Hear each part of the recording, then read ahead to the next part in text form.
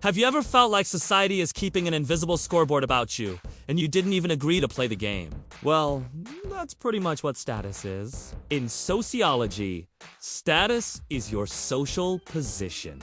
It's the answer to the silent question everyone is asking.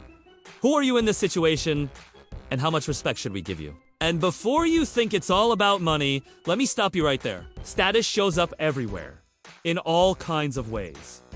There are two main types.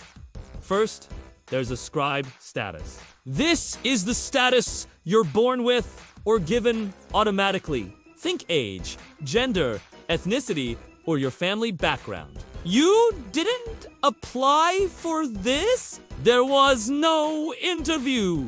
Society just handed it to you and said, here, take it.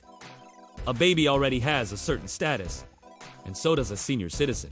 Whether you want it or not, people treat you differently based on these labels. Then there's achieved status. This is the one you earn or choose through your actions. Think job titles, careers, accomplishments, or even your relationships. Doctor, manager, entrepreneur, influencer with a ring light. All of those are achieved. Now here's where it gets spicy. We all hold multiple statuses at the same time.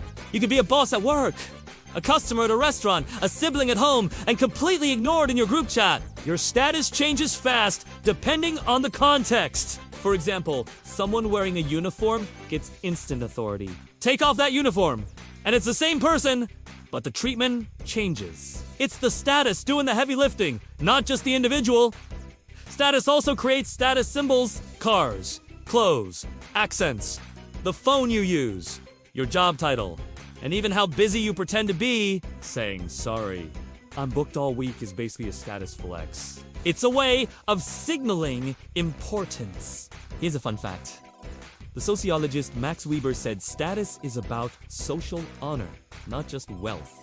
That's why some high-paying jobs might get less respect than lower-paying ones that society deems more prestigious. Status affects who gets listened to, who gets interrupted, and whose mistakes are easily forgiven. Have you ever seen two people say the exact same thing, but one gets praise while the other is ignored?